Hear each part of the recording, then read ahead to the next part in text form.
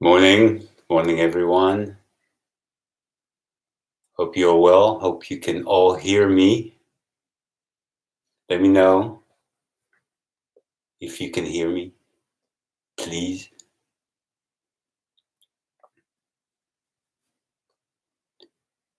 You can let me know if you hear me. There's a live chat box, and if you sign into Google, you'll be able to comment on the live chat. Morning, Eliane. Great, thanks. Morning, Marco.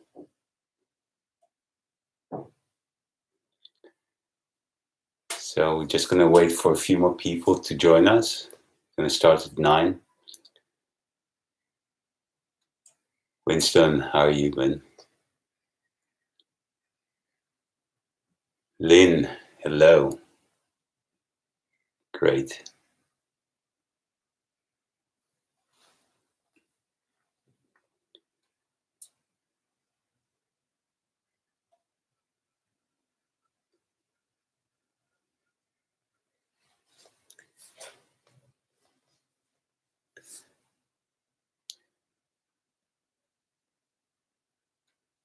So,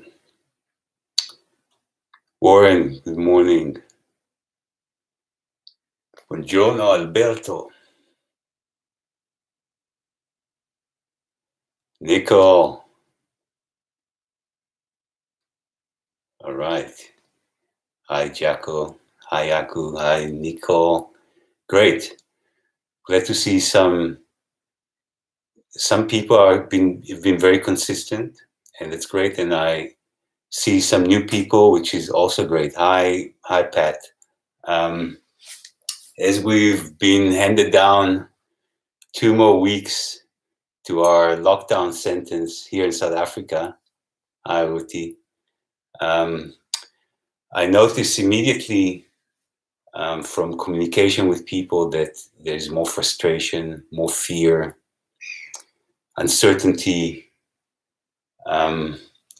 There's definitely effects that that being for 2 weeks indoors and now having to stay at least 3 more weeks, at least, because we don't know what's going to happen later. So there's definitely the effects, and the effects, they come up to the surface as frustration, fear, as doubts, as impatience, and we always react in the same pattern of our reaction. But when we're not in lockdown, then we have all these things that we can do to deter our attention from our issues. So we do get angry, we get frustrated, but we can go for a run, we can go to the gym, we can go shopping, we can do whatever we do to deter our attention from our discomfort, this inner discomfort that we always react to. But in this situation, lockdown situation, it's very difficult. We would not react with uncertainty and with fear now if we didn't have the seeds of uncertainty and fear in us. So the way that we react now is because we already have the seeds of these impurities in us, and they come up to the surface. So what we do when we sit and meditate, when we practice anapanasati meditation, that's what I teach you here, is we sit and we observe our truth as it is while we observe our breath as it is, and we observe everything objectively. So we observe our breath objectively without having any preference to any particular type of a breath, any particular pattern. And we don't let any discomfort, which is outside of this area here where we observe our breath, affect us. So we are aware of the thoughts that come in, and whether we're aware of negative thoughts or positive thoughts or any thoughts that come in. And we're also aware of any discomfort that comes up from us sitting there. But we stay with the breath, and we are aware of the discomfort, but we don't react. And when we don't react, we basically stop this chain of reaction. So when we react, we deepen the pattern. But when we don't react, we slowly, step by step, we stop the pattern. So the technique, for those that have not been here, we observe the breath right here under the nostrils. We close the eyes, observe the breath, and we observe it objectively as it comes in and as it goes out. And we accept the moment, and we accept that this moment is right now. We cannot change. We can change the way we react now to get different results later. But right now, we accept the moment. And our breath is our truth. We always have the breath. It connects us with our subconscious. The breath is always there, but we can control it, but we cannot control it. We cannot live without breath, and we can only hold our breath for a certain amount of time, but we can control it. So it acts as a bridge between what we can control and what we can't control. But in this practice, anapanasati, we observe the breath and we don't manipulate it. We don't try to change it. It's not a breathing exercise. It's just observation of the breath as it is right now. And everything, that's all we have to do, is observe the breath as it is, nothing else. So every time you're going to feel that your breath is every time that you feel that your mind is drifting away from what you're supposed to do, which is being right here with your breath, just bring your mind back to this point. And the narrower the point under your nostrils, the sharper your mind becomes. And this practice will sharpen your mind and will also calm you down when needed. So the idea is to take what you learn here and use it later on in your life. So get yourself get yourself into a position that is reasonably comfortable, better on the floor. If you cannot sit on the floor because of injuries or because of issues that you have, you can also sit on a chair, but don't lean back.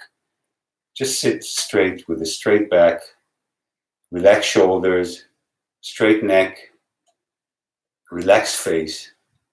If you got glasses, you can take them off because you're closing your eyes, so you don't need the glasses. And bring your attention, close your eyes and bring the attention right down to below this area, below your nostrils. And observe the breath as it goes in and as it goes out. And just observe it as it is. Don't try to change it. Don't try to manipulate it. Don't verbalize what you do. And also, don't use imagination. Just be aware. You can be aware of the sensation of the breath as it comes in and as it goes out. And anything which is outside the area below your nostrils, just don't pay attention to it. Or be aware if things are happening, be aware, but always keep your attention right there below your nostrils, on your breath. And be aware of the pattern. If you can be aware of whether the breath is deep or shallow, whether it's fast or slow, whether it goes in through your right nostril or possibly the other nostril. There's also a gap between when you inhale and exhale that you can be aware of, or a gap between when you exhale and inhale that you can be aware of. So just be aware of the pattern and understand that change always happens. Life It's always changing. Universe changing. And also, your pattern of breathing is changing, and your breath is always related to what happens in your mind and in your matter. Breath is matter and is connected to the mind. So things that happen in our mind affect our breath, and things that happen in our matter, so we feel uncomfortable, will affect our mind. And it's a mind feeding matter, matter feeding mind. And this phenomena is there for you to live with, to observe, as long as you're alive. And we always react to it. So be aware of the constant change and understand that change is bound to happen, and there's no need to be attached to any particular experience that we have. In fact, every time that we get attached, we develop craving, we develop aversions, and the source of our misery is exactly the craving and the aversions, because we always feel it on a much deeper level in our subconscious, and we always react to it. So stay with your breath. And if you start feeling drowsy, just take a couple of intentional, deeper breaths, and then go back to observing your breath as it is. So all you got to do is just stay with your breath.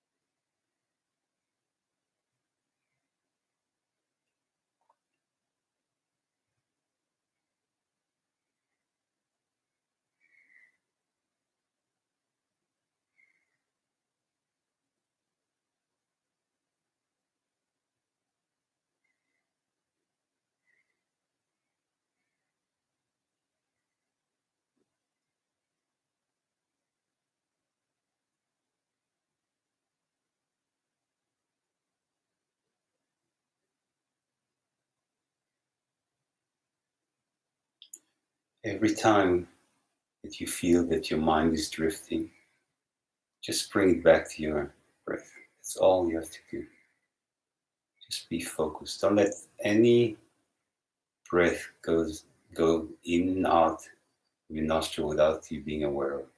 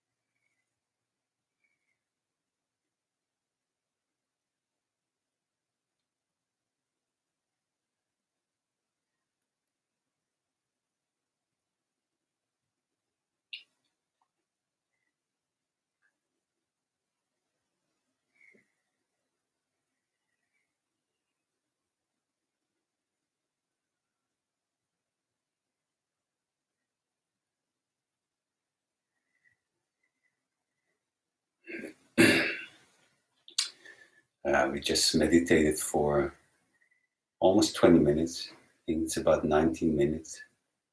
You can continue to meditate on your own. You can also ask me questions. If you have any questions, you can post it in the live chat box, and I'll try and answer as best as I can. To have the benefits of this practice, you got to practice twice a day, morning and evening. 15 minutes in the morning, 15 minutes in the evening is good for now. If you can do longer, it's even better. Try and use the insight that you have through the meditation, your patience, not reacting. Try and use it in your day. If you're not going to use it in the day, then sitting and meditating has no value. It has a value, but you want to have, you want to be able to use the insight that you get through sitting and meditating during the day. Don't make meditation a ritual. Use the insight for your day, and your day is going to be better. Also, before you fall asleep, be with your breath. When you wake up in the morning, first thing, be with your breath. And try and be with your breath continuously throughout the day.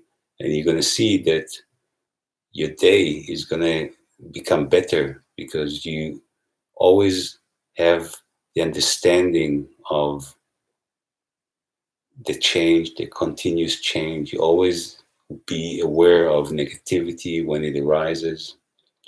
And it's very powerful, very positive. I don't see any questions.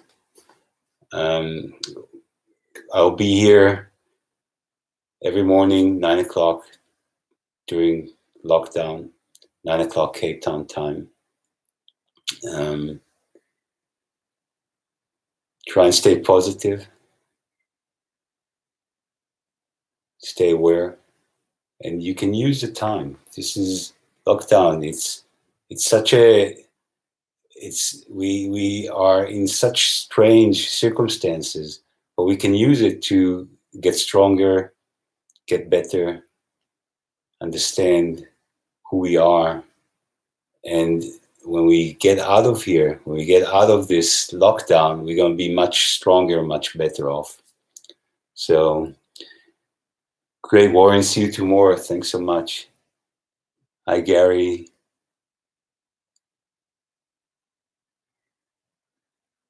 All right. If you don't want to post any message here, you can also send me a direct message to my phone. You have my email. Just connect with me if you need for any reason. All right, guys. Have a lovely day, and I see you tomorrow. And you can always link into the next session via the link underneath this recording of today's session. There's also a playlist that I'm going to post here. And when I post, I come up as GHM training. So I'm going to post a link here for everyone. Thanks so much. Ciao, Alberto. Bye, Pat. Thanks so much. All right, guys. Cheers.